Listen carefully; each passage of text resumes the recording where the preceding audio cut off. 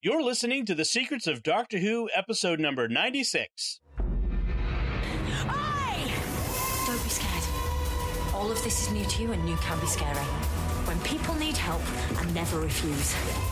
There's this moment when you're sure you're about to die, and then you're born. I know exactly who I am. I'm the Doctor. Ta-da! Ooh. Should be fine. Hi, I'm Dom Bettinelli, and you're listening to The Secrets of Doctor Who, where we discuss everything about the hit BBC series Doctor Who. Today we're discussing the latest episode called Rosa. Joining me today on the panel are Jimmy Aiken. Hi, Jimmy. Howdy, Dom. And Father Corey Stika. Hi, Father Corey. How's it going? Before we get started, folks, I just want to do our usual reminder to please like the Secrets of Doctor Who Facebook page and to like this episode on that page if you can. Retweet our tweets on Twitter on the account at SQPN, to leave comments, write reviews of the podcast. All those things help us to engage with more people. All the social media algorithms and all that sort of stuff relies on your interaction with our stuff on social media and in the various podcast stores, directories, and that sort of thing. So if you can do that, that helps us reach a bigger audience. Remember to subscribe to the podcast in iTunes, Google Play, Stitcher, TuneIn, your favorite podcast app, and on YouTube, where you can hit the bell after you subscribe to make sure you get notifications. And like I said, please share the podcast with your friends. Your especially the new folks who are just coming to Doctor Who with a new doctor, new companions, a new showrunner. There'll be new people out there interested in learning more about Doctor Who and the background and all the sorts of things that we kind of specialize in. So please share the podcast with them. Help us grow our community of listeners and reach more folks. All right, that said, let's get into this episode. Rosa is the third episode of the season. Yeah, third episode. I had to stop for a second there, just double check, make sure my math is right.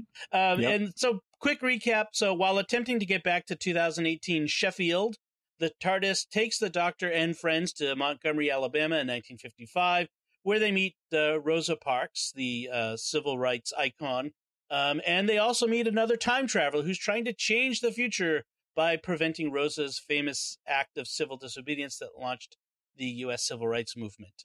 So that's the episode in a nutshell. Now, obviously, there's the elephant in the room that there's sort of the foundation of this episode, which is the topic of racism. That's really what this is about, and what they're dealing with, and specifically racism at a very particular point in time in U.S. history. And first, I just want to start by saying that Chris Chibnall did take one of our pieces of advice when we gave our advice. We asked him to go to someplace other than Great Britain in the past, present, or future. And certainly Montgomery, Alabama in 1955 is a different from a lot of places that we've seen on Doctor Who in recent years. And I really do like that they did that. And I think just from we'll get into the production and design sort of stuff, but I think that part was I was glad of. One thing that I want to mention, off the top, that we could begin our discussion of this, and we'll talk about the racism issue first, and then we'll get into the other artistic assessments and that sort of stuff second. But they go head on the issue. They don't use an allegory. They don't have an oppressed alien species substituting for a real human minority and allegorically treating with racism, but they go right down to the actual issue historically, with actual historical people in the actual historical circumstances. I thought that was kind of interesting, because that almost seemed like going back to early Doctor Who, like back the William Hartnell era, where they did the historicals, where they actually did episodes from a historical point. And they did things that were actual historical figures, not just like, we watched the Aztecs, which were just generic Aztecs, so to speak, but actually they also did the Romans, where we met Nero and so forth. Right. And so those aspects, I was really actually happy to see that it sort of goes back to the original remit for Doctor Who, which is to present history. Apropos of that, even though we're still kind of addressing some of the artistic aspects of this, yep.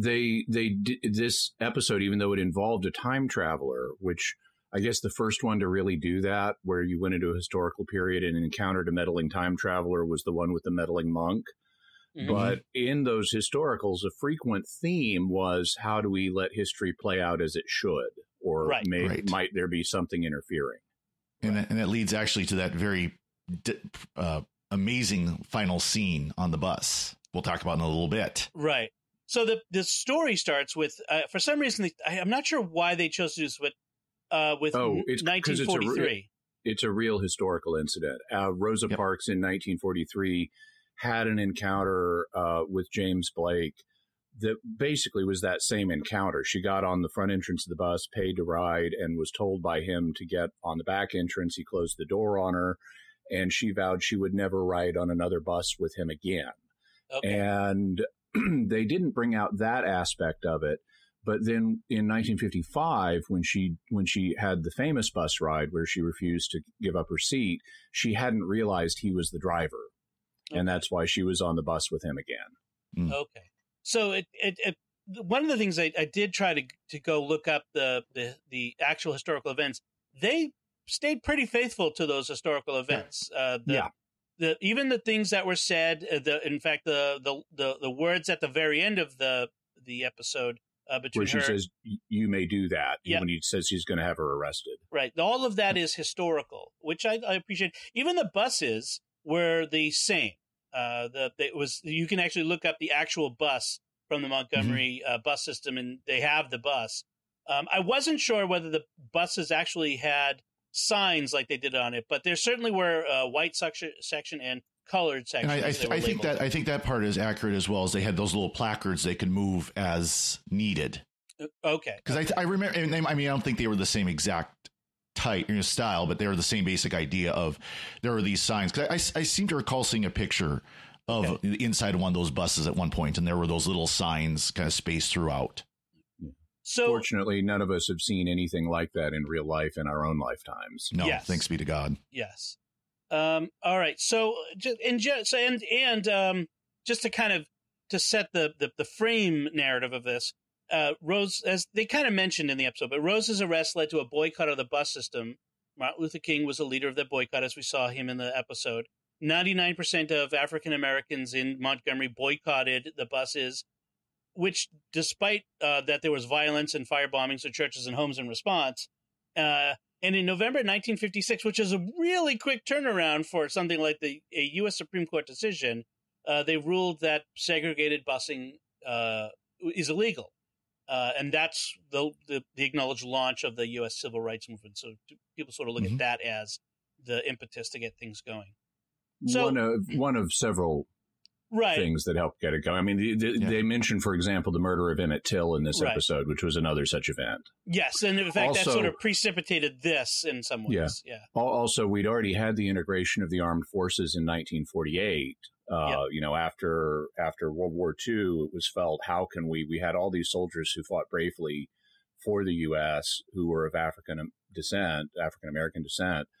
We can't have this separation going on in the military. So that had already been integrated, and now that was rolling out into civilian society as well. Yeah. Right. But I guess they see this it's often listed as a symbolic moment. So many of these big movements, they develop over time, but there's always some point that hits popular imagination. It's like the shot heard around the world at Concord and Lexington. Exactly. The American. Exactly. There's some point that is this is if it's not the literal start of the movement, it is very much the spiritual start of the movement. Yeah. Yeah. And I think they do justice to Rosa Parks in this as a figure. I think she comes across as very much a noble person in this. Yeah. So let's get right to the nitty gritty of it. What did you think of how they dealt with racism in this episode? Jimmy, let's go to you first. I was very disappointed. Obviously, they made the point that racism is bad. They made that very effectively, and I'll talk more about that when we start discussing the show from an artistic point of view. Artistically, I thought the show had a lot going for it, but one point that I was disappointed at regarding its treatment of the social issue, and I think it's an artistic flaw too, although I'm only going to talk about it here, is I thought that they did the racism aspect of the show in a way that I found disappointing. They showed the brutality of racism, and I thought that was good and that was effective. And they showed it in an unalloyed way.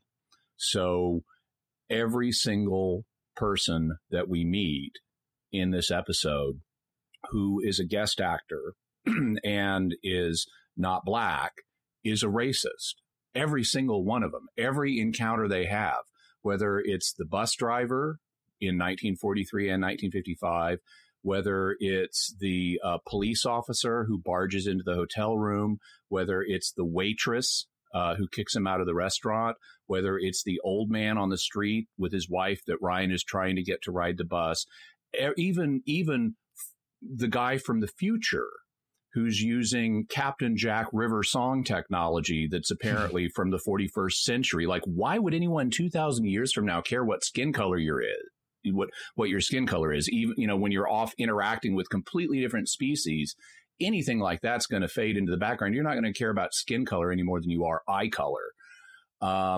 There might be alienism, but there won't be racism like that. Right. Not human racism. And even the guy from the future is an out and out racist. So what I had been hoping for was that they would give us a sensitive portrait, not only of the brutality of racism, but also of the human goodness that exists in people of all kinds, including white people in the South who hated racism and did their best to ameliorate it, even though they weren't the socially dominant group at the time. This is something I feel personally about. I'm from the South. There is still racism there. I have met racists. I have had racists say abominable things in my presence that I could not believe someone would say something like this. It was jaw-dropping to me. But in the same way, I also know lots of people in the South who aren't racists, including members of my own family who were alive at that time. There were a lot of white people who they may not have liked the social situation, and they did what they could to help people who were Black. But they were engaged in this issue as well. And what I'd hoped for was a much more nuanced portrait of the situation that wasn't as ham-fisted as the one they gave us. Now, you can say they only have 45 minutes to do this, or 50 minutes, or whatever it is. Fine. But if that's not enough time, then make this a two-parter, because this is a very important issue and you need to take the time to do it right. And if 50 minutes isn't enough time to do it right, then take more time, do an extra long episode or do a two-parter. But having every single encounter with someone who is a guest actor and is not Black being a vicious racist is unrealistic, and it's an artistic flaw, and I was disappointed by that. I agree with that largely. I think, given how sensitive of an issue this is right now, especially in our country, that being more nuanced about it would have been better, in the sense of showing, that not everyone was, that it's not simply a division along skin color lines, that there were people who saw that this was an injustice, who just weren't time travelers from the future. Certainly Catholics, just to point out a little historical fact, Catholics were white Catholics, especially, or not just especially, but white Catholics included, were on the front lines of civil rights in the South. Many Catholic priests and bishops marched next to Dr. King and others. Yeah, there are famous photographs you can go look at today. You can go find them online, where there's Catholic priests standing right on either side of Dr. King as they're marching. I think it was the Selma March. Yes. And in fact, Catholics were commonly targeted by the same racist groups like the Ku Klux Klan. They hated Catholics and blacks and Jews. Right. And so among the strongest groups in favor of civil rights were also Catholics and Jews, Jewish groups as well. As a just kind of a point of comparison, someone, I forget who this was, it may have been John Gardner, but someone was commenting about the book The Grapes of Wrath and what kept it from being the great American novel. The Grapes of Wrath, in case you're not aware, is a book. It's set in the Depression era. It's about a family from Oklahoma called the Joad family and the hardships that they're facing as a result of the Dust Bowl and the Depression. And the Joad family in that novel, they're the good guys, and they are a complex good.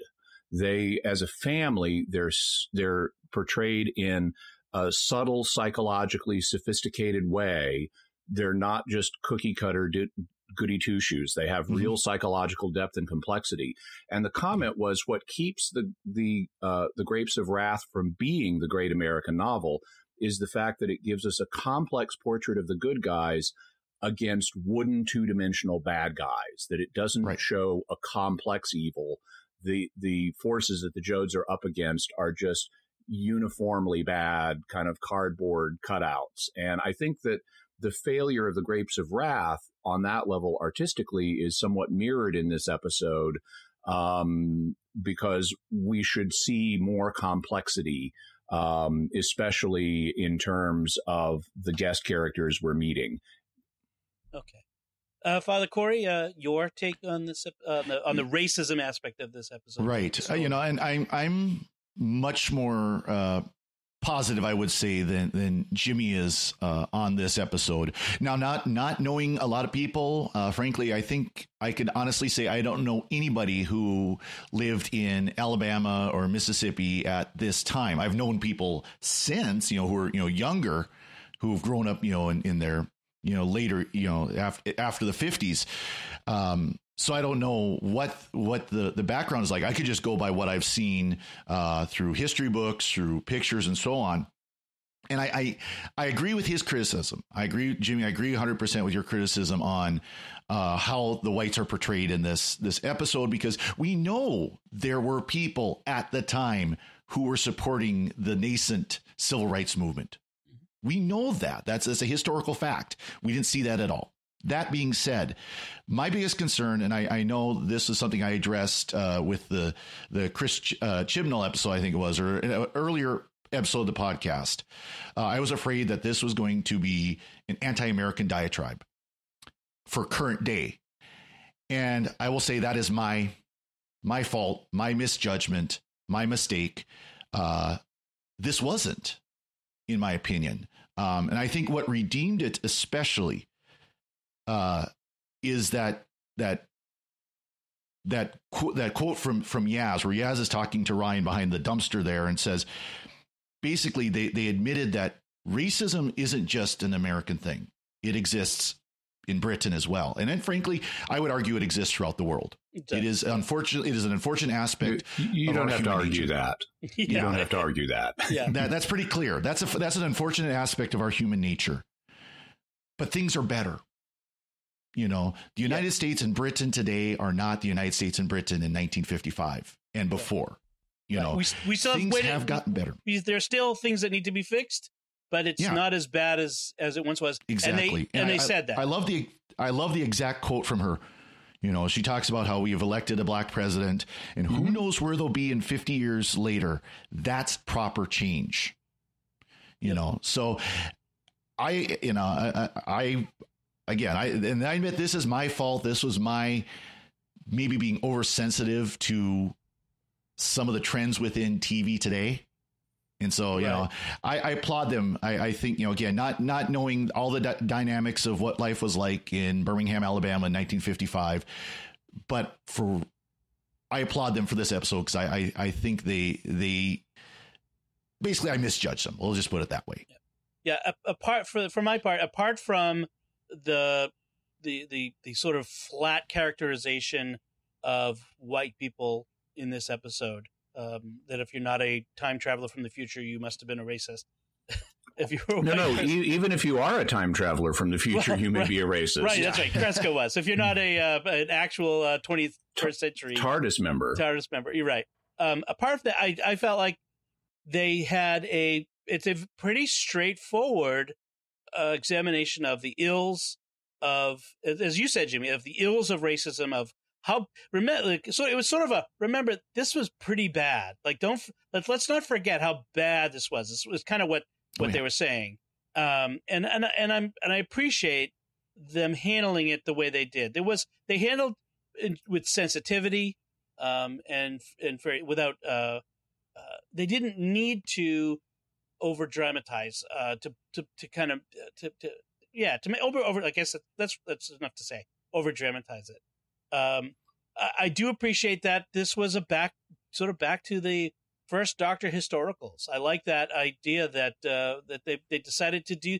I just think of like if this were done for the 10th Doctor or 11th Doctor, the crazy bombastic stuff that they would have written for the Doctor to be doing in this episode. This was handled fairly calmly and straightforwardly, and I appreciate that. One question comes up, and maybe our British listeners can tell us, how much do you actually learn about Rosa Parks in school? It kind of surprised me that they portrayed Yaz and Ryan of having learned about Rosa Parks to the point where Yaz was saying like the schools were like their school had the different levels got names, and one of them was named for Rosa Parks. Yeah. So I was kind of I'm kind of curious. Yeah. Well, not just that, but both Rosa Parks and Dr. Martin Luther King, to the point where when Ryan meets him, he's starstruck.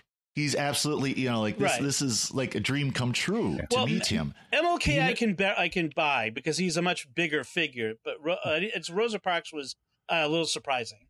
And I guess we're sort of transitioning now into the more artistic aspects of the episode, so we may want to back up and talk about it from the beginning. But just in terms of Martin Luther King showing up, I really liked the fact that he showed up, and I liked the way they handled him, because historically, I mean, he's more famous than Rosa Parks. More people know the name Martin Luther King than they do Rosa Parks. Yeah.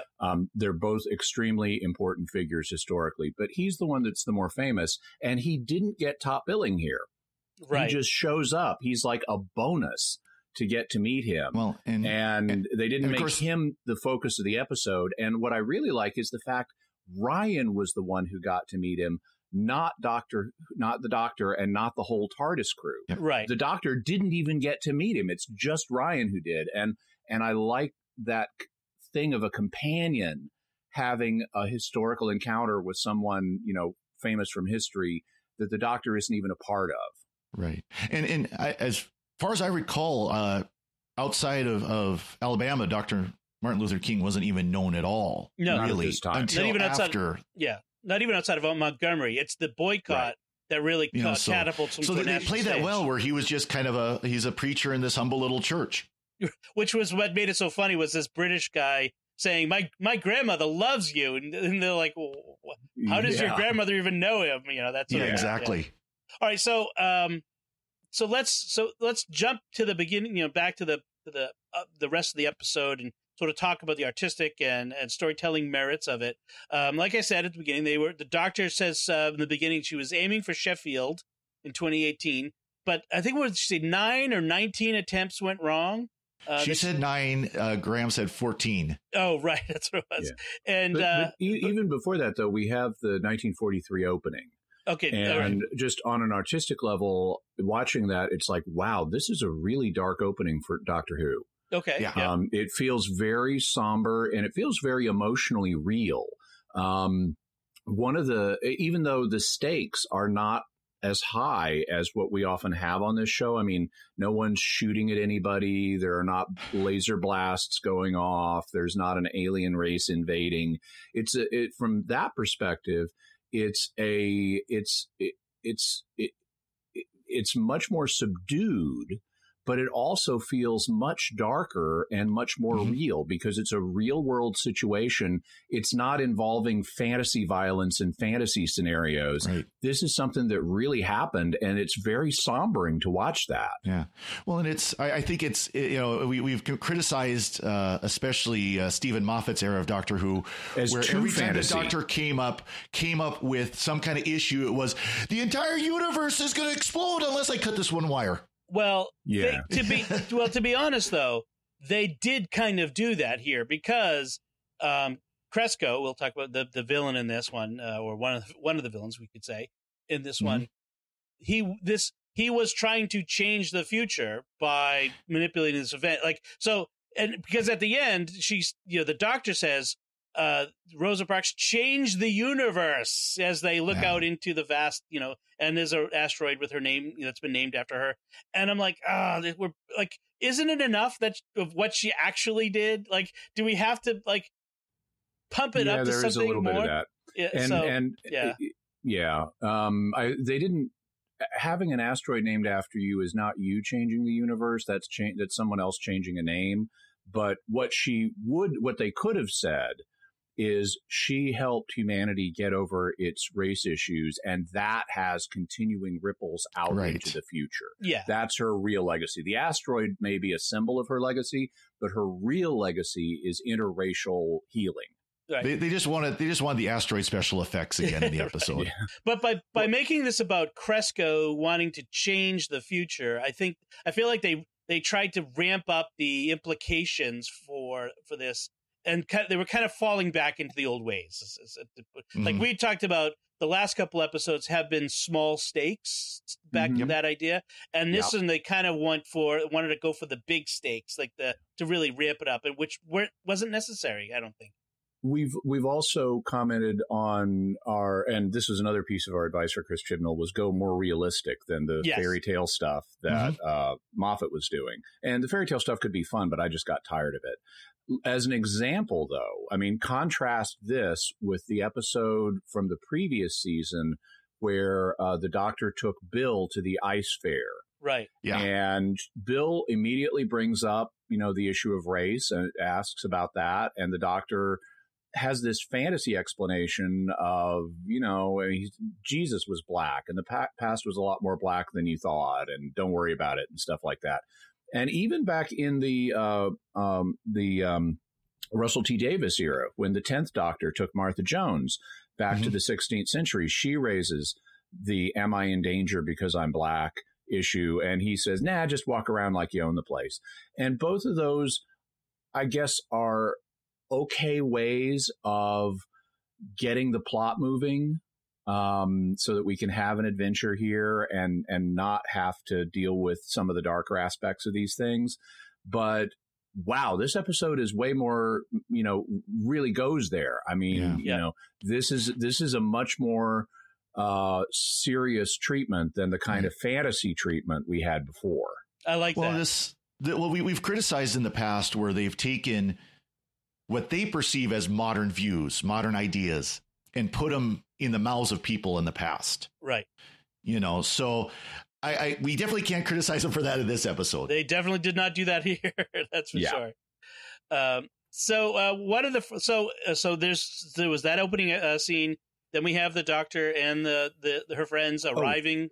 Oh, by the way, I just on the people being creatures of their time thing, I like how they applied that even to Rosa Parks, because when Ryan talks to her and initially just says yes, and it's like, I will accept a yes, ma'am. Right. I don't know how your mama raised you, but I will accept a yes, ma'am. Growing up in the South, politeness was really stressed to us growing up. I still call people sir and ma'am all the time, which sometimes causes a little bit of perplexity on the part of people who were raised elsewhere when I'm sirring and mamming them. But this is the way we were raised, and it's politeness, and you be polite. And I loved how Rosa Parks, even though she was forward looking in terms of race, she also insisted on politeness, and in that she was very much a woman of her time. Yeah. Right. Yeah, I've even had that trained into me just with the Air Force. You know, you're talking to somebody superior to you. It's sir, yes, sir. You know, exactly. And I did like that about her, Rosa's dignity in that. Mm-hmm. Like, she had a really sense of dignity. Okay, can I talk about the Doctor arriving? Yes. Okay. All right. So the TARDIS takes them to this time, and this is something we see quite often, is that the TARDIS takes the Doctor where she needs to go as opposed to where she was wanting to go, because the TARDIS has a bit of its own mind and will, and knows that there's a problem here related to a time traveler in 1955 Montgomery. So that's an interesting continuation of that idea. And then we also get a revelation that the Doctor once gave Elvis a mobile phone. It had to be a super phone because there were no mobile networks to connect to in 1955. Well, it's just like Rosa's phone. Rosa's, that's what I said. It's a super phone. Super phone, right? Which then, of course, it comes up again later in the episode when she uses her ability to call Elvis to set up this fake game show win trip for this bus driver to go see Frank Sinatra in Vegas with his wife. So she calls Elvis and gets Frank. Exactly. And so the reason they came is because they detected traces of Artron energy in Montgomery. Now, Jimmy, as our resident expert in all things Doctor Who, could you explain again to us Artron energy? Why she would have detected it? Artron energy is a fictional form of energy in the Doctor Who universe that is connected with time travel and Time Lord technology and is part of how the Doctor regenerates. When you see all that energy being released by the Doctor whenever there's a regeneration, that's Artron energy. What I found interesting here is she referred to Artron molecules, which would imply that not only is Artron energy, but you can also knit it together as Artron matter. And I think that's the first time I've encountered that idea. Right, because energy and matter are two different states, if you remember from your physics in school. Unless you're a Time Lord, then they can be both at the same time. Then they're wibbly-wobbly, mattery energy. Quantum mechanics is pretty wibbly-wobbly to begin with. Well, this is true. So we have... we see a speaking of which, we end up seeing a vortex manipulator and a time displacement gun. Which is that was interesting. I like that. It's kind of it's essentially the same thing as what Weeping Angels do to you. But now you've got the Weeping Angel effect without the statue part. Right. Yeah. And I'll come back to this time traveling gun because we see it a couple of times. But I was going to say so we have this time traveling greaser, this Fonzie of the future. We'll call him the future Fonz. We end up finding out his name is actually Cresco, not the cooking thing, but it's apparently spelled some other way, which I've seen like 3 different ways online. Who is we found out he's a former inmate in Storm Cage Prison, which we have seen before, right? Right. Oh, that's where River Song was imprisoned. I was supposedly imprisoned, although she kept coming and going as she pleased. Pretty much pleased. Yeah.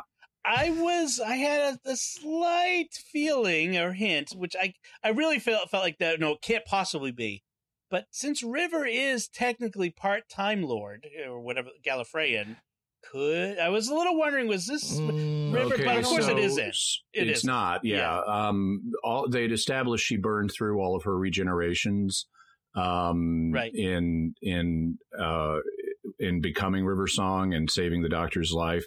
Also, Chris Chibnall has said no River Song. The season is about newness, even though he lets the Doctor historical name drop. And also River Song is not a horrendous monster racist who's killed thousands of people and wants to derail history. Well, once that came up, I knew it wasn't River Song. However, you've mentioned before that this guy kind of reminds you of the monk or the time meddler. Is it possible? He was a comic figure. He wasn't a and he was a Time Lord.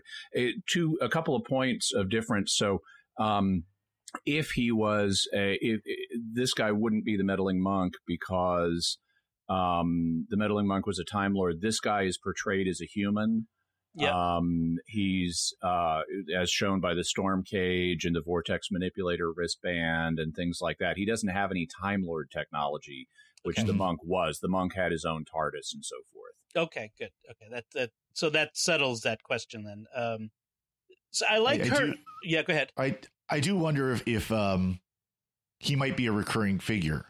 He may, or if they're going to build him and just throw him away like this, for Tim this one Shaw. episode.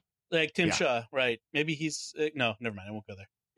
He's a disguised whatchamacallit, whatever Tim Shaw's race was. I forget again. I do like Sensa. I do like the Doctor's banter with Cresco. It's not bluster. It's not like how dare you take me on. But she is quite firm with him in that. So there's a nice balance there. I thought she was getting a little petulant with him.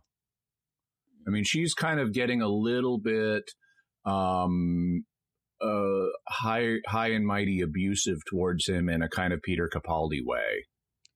You mean when she's like I can even take once she realizes, I forget what they call it, but the brain implant that serves as an order of inhibition. Yeah, the neurological inhibitor. Yeah. Yeah, and then she starts I can even take your vortex manipulator and stamp on it, and you can't do anything to stop me. And, this kind of scene where the Doctor's just getting high and mighty is not my favorite kind of scene. Okay.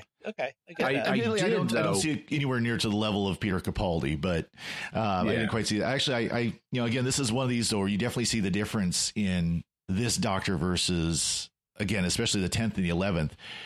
At no point does she introduce herself to anybody.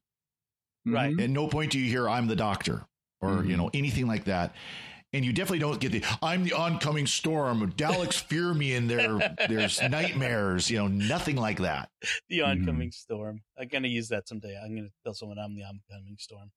By the way, I did, since you commented on banter, I did like I really, really like some of the individual bits of dialogue in this episode. And in fact, Ryan got two of my favorite lines where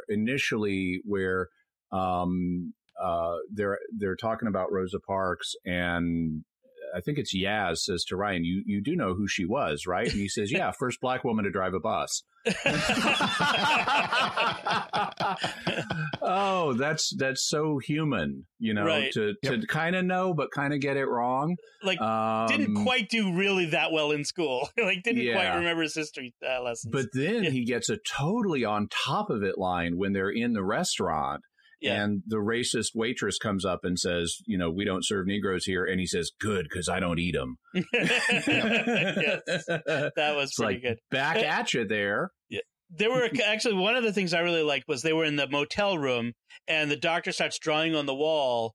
And when Graham says to her, you ain't Banksy, and she says, or am I? Yeah, or am I? And then plays that several times in this episode, like about whether she or not the Doctor is actually Banksy. And I love that. Banksy, for those who don't know, is a British street artist who is anonymous and is famous for not just for the street art, but for the prankster way that he does it in sort of the iconoclastic anti-establishment thing, which the latest bit, I don't know if you guys had seen this in the, I'm sure you have. That was pretty wild. There was a self-shredding picture. Yeah, there was an auction at Sotheby's of one of his pictures or paintings that someone had purchased, and in a frame that Banksy himself had built around it. It's so fabulous.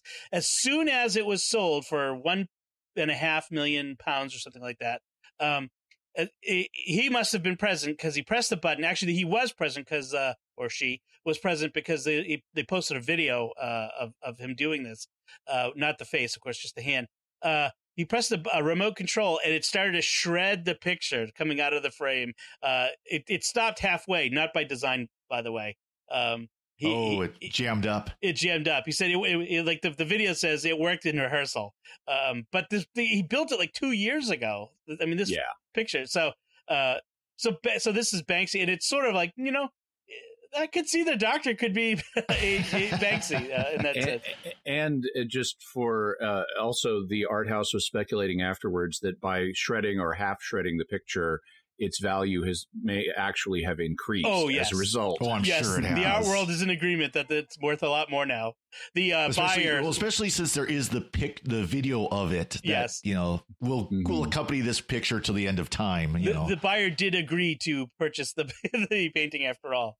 The other bit I liked was when they're confronted by Graham and the doctor, confronted by this policeman in the motel room. And what are you doing in Montgomery? Oh, we're selling a new phone. That's a camera and all these things. And what's your name? I'm Steve Jobs. Yeah. I love that. That was a nice moment. I like that bit there. By the way, speaking of Graham, we also got a nice moment where Grace comes up and he doesn't tear up, but he pauses in a way. He says he wishes she was here, and he pauses in a way that indicates he does have some grief he's dealing with. And I've kind of been looking for that, and I'm glad they included that. Yeah. We mentioned last time in our discussion of Ghost Monument that it didn't seem like he was, dealing with his grief so far. But it is nice for them to include that moment. I did like that when he mentions that Nan had a T-shirt that said "Spirit of Rosa" on it. Which makes the fact that Ryan didn't know what Rosa Parks actually did even more egregious on his part. I like that Ryan gets another nice line right after Graham says he wishes Grace were here, because Ryan says, "I don't. She'd start a riot." Yes. Yes. There was a moment later on where this is kind of just one of my pet peeves. The doctor and friends are on the bus scheming. They've been they know that Kresko is going to try to interrupt the famous moment. He's going to try to disrupt it, and so they're trying to plan ahead. And incidentally, they don't quite. I don't think they quite fully spell it out. But because he's got the neural implant that prevents him from killing anybody, that's why he's doing this workaround, let's change history thing, because he can't just kill Rosa Parks. Right. He's to derail the future. He's got to do something much more complex. Which is actually a clever way to handle it. It really is a clever way to kind of handle that story-wise of saying, okay, so so why doesn't he just kill her? Right. Murder's off, seriously injuring her is off. How do we do this? Well, let's tweak the situation just a little bit. Right. And that actually was, because otherwise it would be like a very short episode. He tries to kill Rosa and they stop him. I mean, it would be very straightforward, and it wouldn't be as fun. They could fill it with a lot of running through corridors if they need to pad it out the running time. Yes, exactly. They, as we have seen in the past, they've done sometimes. But I did like, though. So they're following her. They're trying to figure out her schedule. What do we got to do? And they're all they're sitting on the bus, kind of scheming. And meanwhile, there are these two guys sitting right behind them, listening to everything. You can see one of the two extras kind of paying attention to the doctor talking into Graham talking. Exactly. I'm like, what are these guys thinking about these crazy Brits on the bus with them? I just thought that was had to be very funny. And then we have a moment where, like you mentioned, Ryan meets Martin Luther King. The other fellow, I think Abernathy, I think was his name, who was also a historical figure, and Rose's husband, who was also a historical figure. So my wife had a question about Rose's husband's appearance, the actor. He looked Caucasian, he looked white, but was that just he was relatively light skinned? I think Rosa and her husband were just light-skinned. This is, in fact, a common complaint of African-American actors in Hollywood, that Hollywood is not interested in casting you if you're a light black or a yellow black, as the terms are sometimes used. They only want dark-skinned blacks. And there are different skin tones in the African-American community, and Hollywood is not as interested in all of them. And I thought that that showing that range here was actually a nice thing, because that does reflect real life. And I felt, good for these actors that they're able to play this role and represent these parts of the community. Yeah. Right. And I the first time I watched the episode, when I watched it yesterday, I had kind of the same reaction, because I think that when you first see her husband, the lighting is such a way that he does look extremely light skinned, to the point of not any kind of African-American skin tone at all. But then you see him in the next scene, and it's darker lighting, and I think it shows his skin tone better. Plus, he has white hair, which kind of accentuates that. Exactly. Fact. Exactly. He almost looked like, actually, the first scene, he almost looks like Ted Danson in The Good Place. That's right. That's right. That's why I kind of thought that first reaction. So at one point, the doctor has a line that kind of stuck out to me. She says, all right, what we're doing now is, our mission here is we have to keep history in order, not changing it, guarding it. And it really, I mean, is that not sort of a summation of how the doctor deals with history, right? Well, no, the doctor changes it sometimes. She has the two modes of we've got to change this and then we've got to preserve this. But the thing that struck me, and I thought this was weak, I mean, you can excuse it because it's a children's show, but if you can do that, you can excuse anything because it's a children's show. Okay.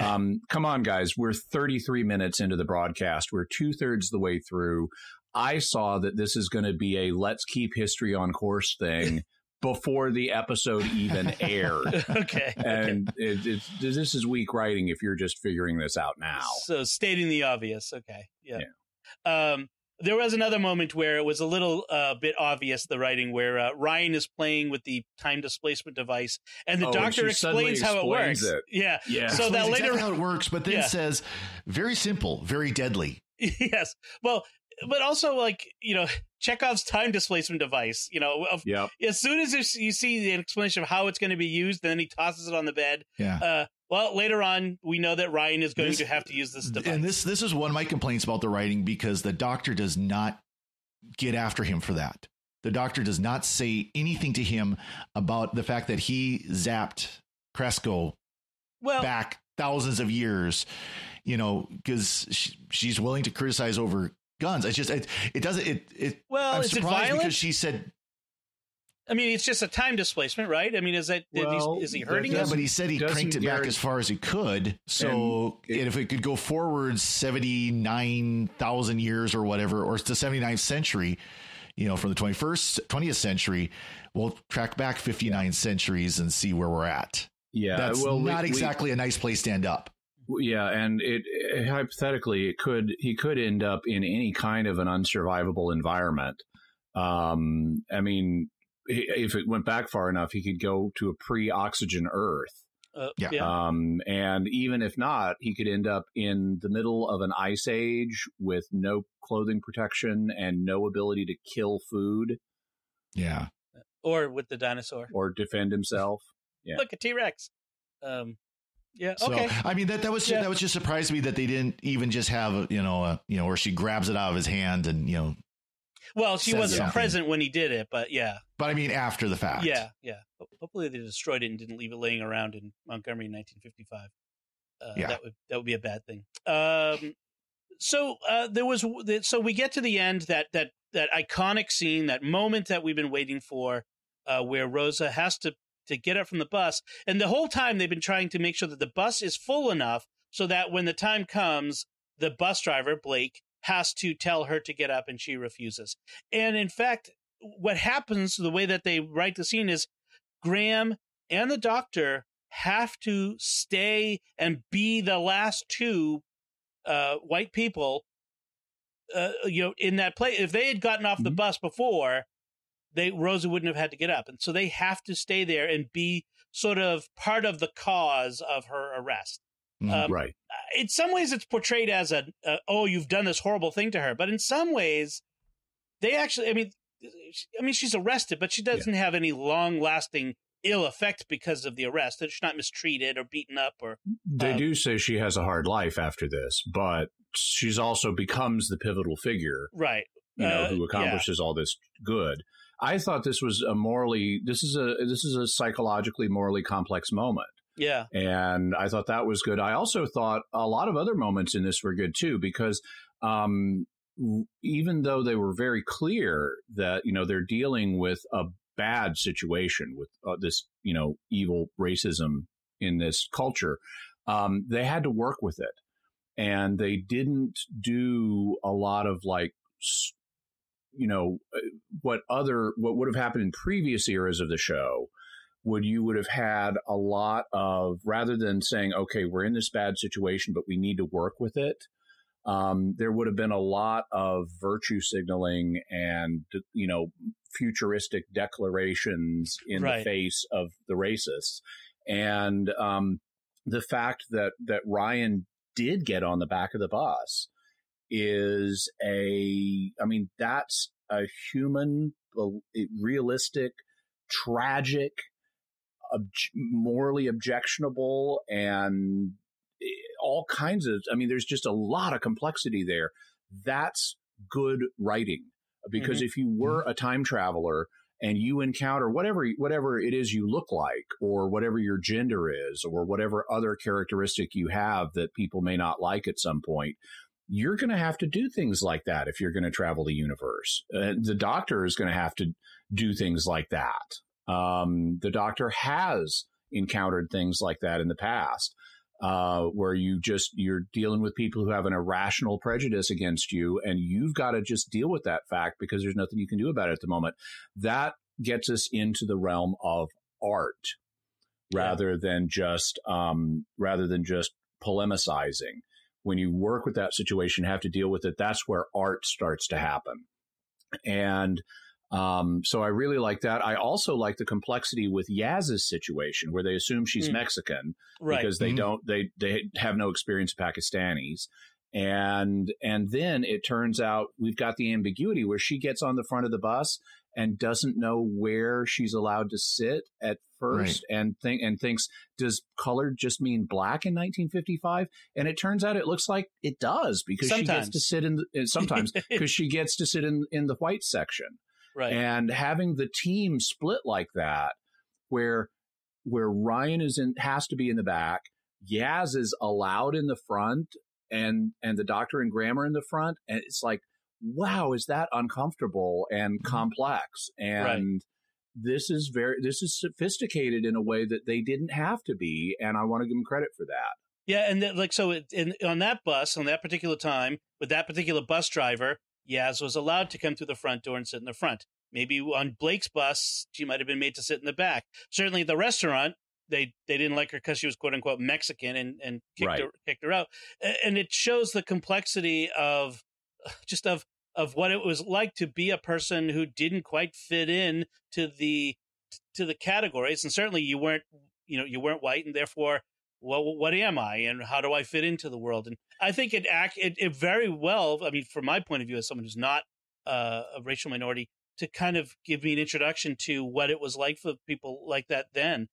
So, certainly it can't be complete, of course, but in a 45-minute TV show. But I think it was an effective presentation within the constraints that they had to give. So something occurred to me regarding the vocabulary they used on the show for Ryan and Yaz.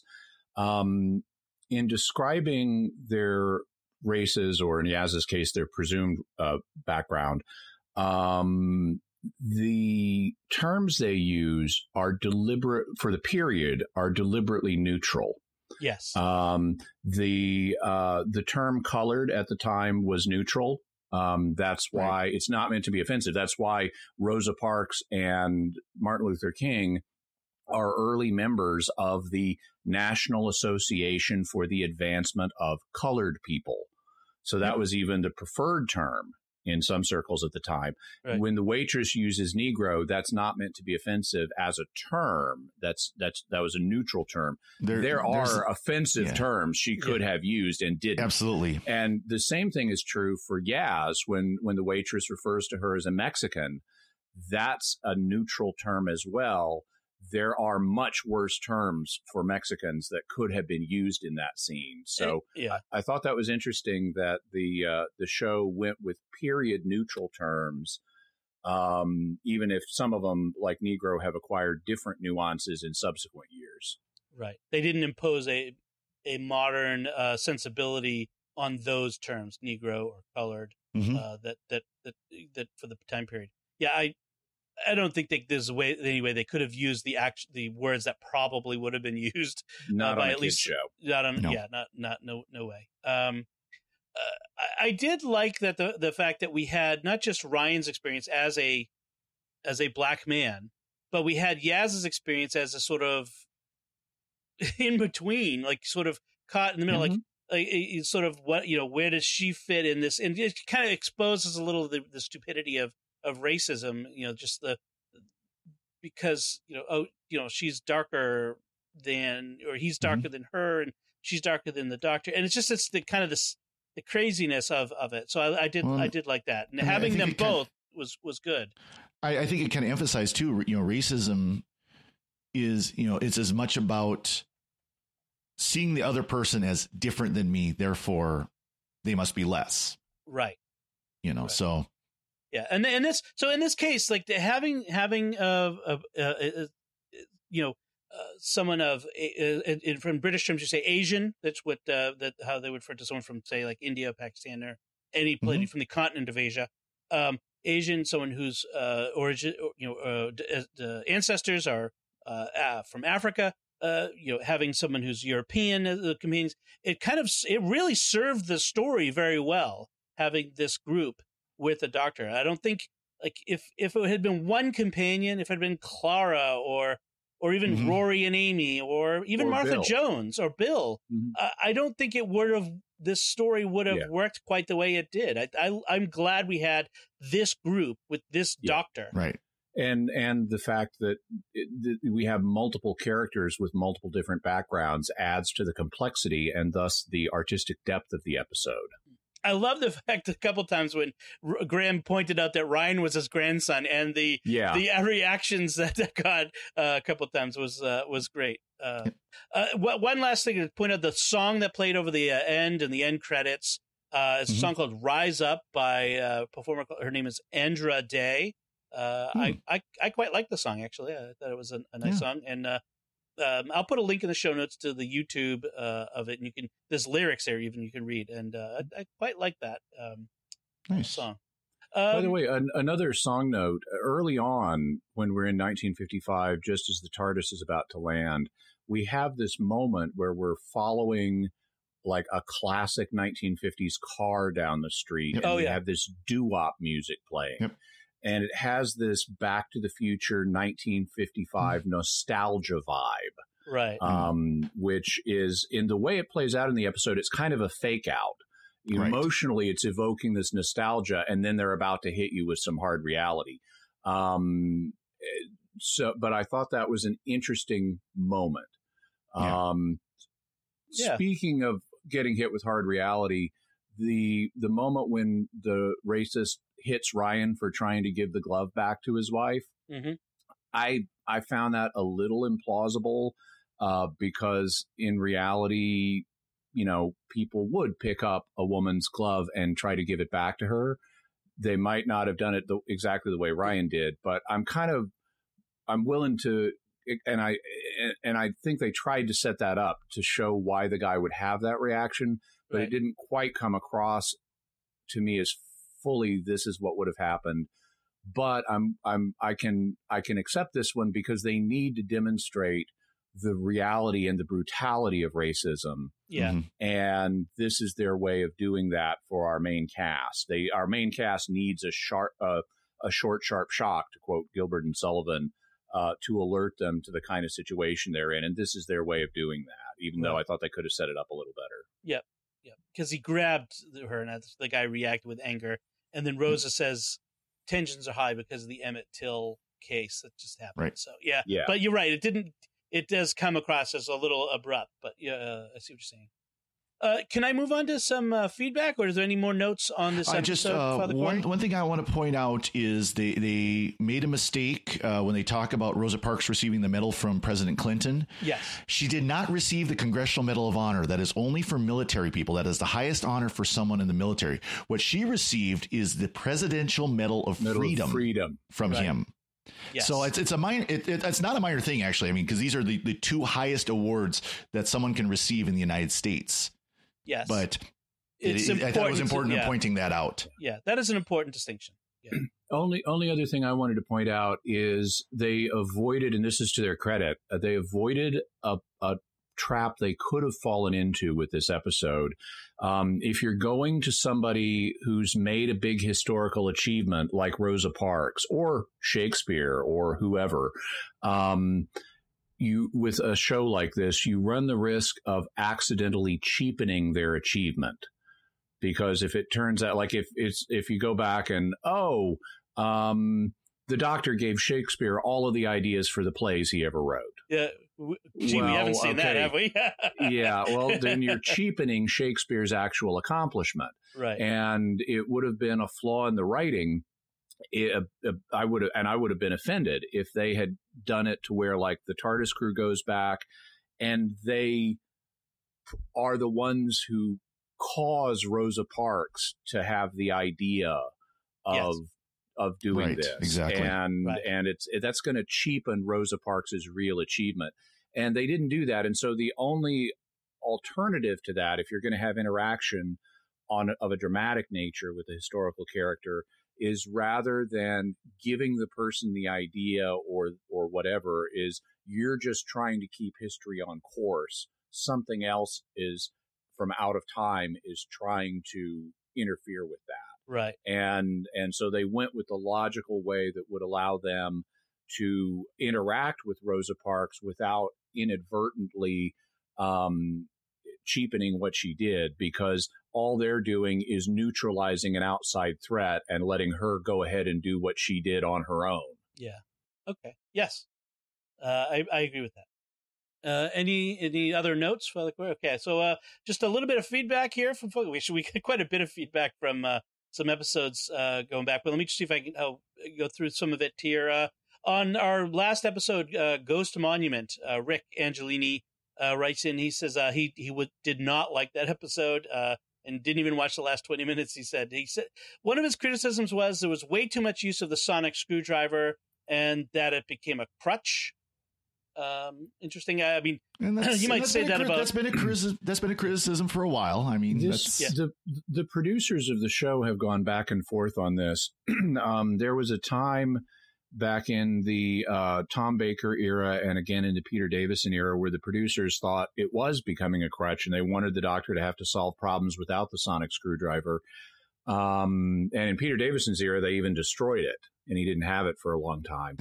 The kind of contrary view is, and this really characterizes the modern show, is that if you've only got 45 minutes to tell a story, you need the plot to move along briskly, and this is a way of enabling that to happen.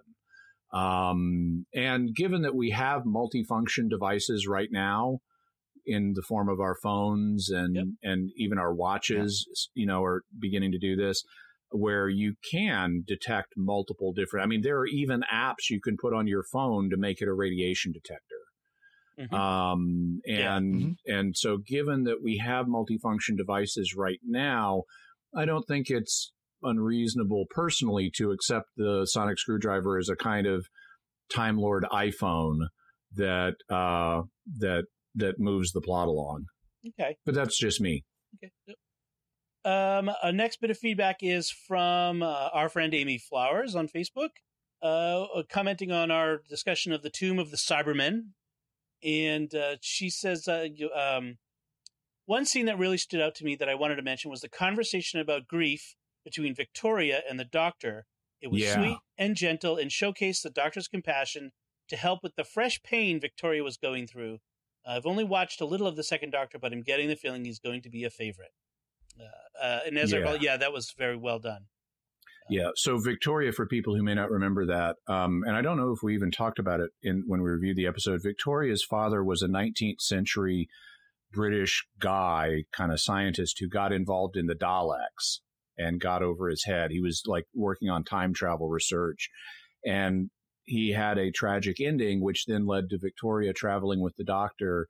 And so she's missing her family in that scene, and asks him about his family. And he says, well, they live in my mind, and I can think about them and remember them and stuff like that. It's a really nice scene. And I totally agree. Patrick Troughton is my favorite Doctor. Then on our Peter Capaldi retrospective, episode 90, Rob Cox says he watched the last two episodes of the final season of Peter Capaldi's final season, not including the Christmas special. And he said, I found I really enjoyed him as a Doctor after they got away from his first season crankiness. One thing I noticed about his character development the episode Last Christmas, which was the previous Christmas episode, I think it was. No, Last Christmas was the title of one of it was the one with Nick Frost as Santa Claus. So that was like 2 Christmas episodes ago. Twice Upon a Time was the more recent one. So 2015, because the Return of Dr. Mysterio was 2016. Right. So 2015. Sorry. So in the episode, it showed his change from cranky old man to more doctor-like. When he took the reins of Santa's sleigh, you saw a marked change in his attitude. And then Rob was saying, I just hope they don't mess up with the new doctor, which I don't think they have. I think they've kept her enjoyable. In Smith and Jones, episode number 89, our friend Bennett Gillespie, who's become our expert in all things British culture and British society. He has a native advantage. He does. He says, enjoying the episode, but the Mr. and Doctor thing, we were talking about the surgeon. They called him Mr., not Doctor, and we were talking about why that is. Yeah. He says it goes back to the Middle Ages, where a surgeon was just a tradesman, like a carpenter, but a doctor was much more educated. So Mr. indicates he's both a consultant, but his specialty is surgical of some kind. Interesting. And I think we have some others, other feedbacks, a little longer, so I don't want to take up too much of our time with this. We'll maybe come back to it in a future episode. And, absolutely. We really do appreciate all your feedback, even if we don't get a chance to read it on air or to play it. We do appreciate you sending it to us. So that's it from us. Tell us what you think of this episode of Rosa. I didn't even get to mention the fact that Rosa is a very similar name to Rose, which was the first episode of the reboot of Doctor Who. So we mentioned that last time. Okay, all right. So I'm just remembering something that one of you said, so that's good. So what did you think of Rosa? And let us know by visiting sqpn.com or the Secrets of Doctor Who Facebook page. Find the show post there and leave us some feedback, or send us an email to drwho@sqpn.com. You can find links to all of our personal social media and websites on our show notes on sqpn.com, as well as relevant links for this episode. We'll be back next time when we'll be discussing arachnids in the UK. Oh boy, spiders, my favorite. Why did it have to be spiders? Until then, Father Corey Stika, thank you for joining me in sharing the secrets of Doctor Who. Glad to be here, and thanks, Dom. And Jimmy Aiken, thank you as well. Thanks, Tom. And once again, I'm Dom Bettinelli. Thank you for listening to the Secrets of Doctor Who on StarQuest. And remember, you may do that. Right. This is going to be fun.